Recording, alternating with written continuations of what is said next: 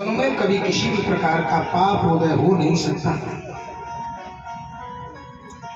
श्रीमान भरत जी महाराज हमें और आपको संस्कार देना चाहते हैं, शिक्षा प्रदान करना चाहते हैं। ये संसार के व्यक्तियों, संसार में तो रहो लेकिन संसार के बन करके मत रहो।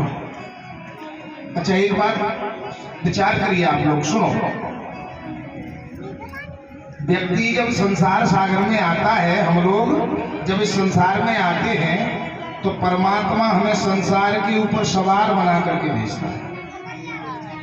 लेकिन ये संसार की माया इतनी बड़ी विचित्र है कि आते तो हम लोग सवार बन करके हैं, लेकिन संसार में आकर के क्या बन जाते हैं? सवारी।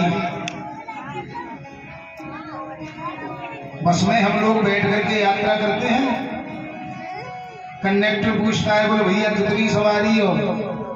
कोई कहता हम अकेले है, कोई कहता 2 है, कोई कहता 4 है। लेकिन हम लोग इस बात का कभी विचार करते ही नहीं कि सवारी कहते किसे। घोड़े पर बैठ करके आप जा रहे हो तो सवारी कौन कौन हो गया? घोड़ा के घोड़ा पर बैठने वाला, घोड़ा हुआ ना सवारी, और बैठने वाला कौन हो गया? सवार। इसी तरीके से बस में बैठ करके हम लोग यात्रा करते हैं तो सवारी बस हो गए कि हम?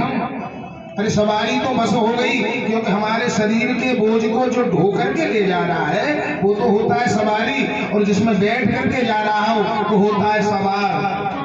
लेकिन संसार की माया के चक्कर में आकर के हम लोग इतने पागल हो जाते हैं, इतने व्यथित हो जाते हैं कि परमात्मा हमें संसार में सवार बना करके भेजता है, लेकिन संसार में आकर के हम लोग सवारी बन जाते हैं।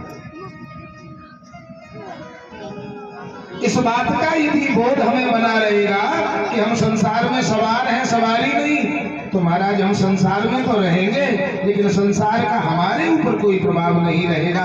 और संसार में यदि सवारी बन जाएंगे तो महाराज परमात्मा को हम भूल करके संसार के ही बन करके रह जाएंगे। बंधुओं, मेरा कहने का अभिप्राय यह है, संसार में खूब रहो। हम आप लोगों से ये नहीं कहते कि कमंडल लेकर के घर से निकल करके बाबा जी बन जाओ। अरे ये इस धर्म का परिपालन जो हम लोग कर रहे हैं, इससे बढ़िया धर्म दूसरा और कोई नहीं। लेकिन धर्म का परिपालन तो करो, लेकिन परमात्मा को मत बुलाइए। जो व्यक्ति संसार में आकर के परमात्मा को बुला देता है उसकी गति बिगड़ जाती है, और संसार में रह करके जो परमात्मा को अपना सब कुछ समझ करके अपना कर्म ईश्वर के प्रति समर्पित करता है, महाराज उसका संसार में बाल वाका नहीं हो सकता है। बोलिए गोविंद भगवान की।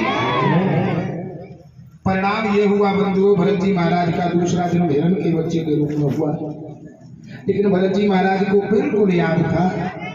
विचार कर लिया, एक बार हमने अपराध कर लिया, अब की बार कोई अपराध नहीं करूंगा।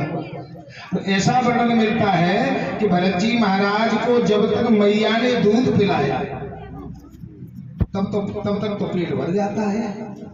मैया ने जब दूध पिलाना बंद कर दिया तो भरत जी महाराज पेट भरने के लिए केवल सूखी घास खाते हैं।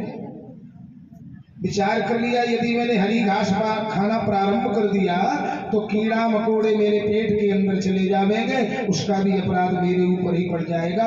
इसलिए जब तक जीवन है तब तक महाराज मैं सूखे पत्ते खा करके जीऊंगा। और सूखे पत्ते खा करके महाराज इनका शरीर बिल्कुल दुर्बल हो गया, और धीरे धीरे धीरे धीरे महाराज इनकी गोविंदाय नमो नमः हिरण का जो शरीर प्राप्त किया था वो छूट गया। और तीसरे जन्म में जाकर के महाराज ये एक आंगिरस गोत्र के ब्राह्मण के यहाँ पर इनका जन्म हुआ, और तीसरे जन्म में भी जाकर के इनका नाम भरती हुआ। जिन ब्राह्मण देवता के यहाँ पर इनका जन्म हुआ है, ये बहुत बड़े आचार्य थे, बहुत बड़े पंडित थे। दिन में 20-20, 25-25 बार महाराज नौता खाने जाना पड़ता था।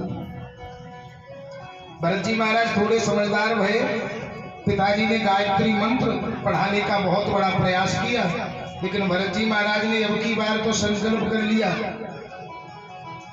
भरत जी महाराज तो बहुत विद्वान थे, गायत्री मंत्र नहीं कई मंत्र जानते थे, लेकिन संकल्प लेकर के आए अब की बार संसार में ज्यादा रुचि रखेंगे ही नहीं।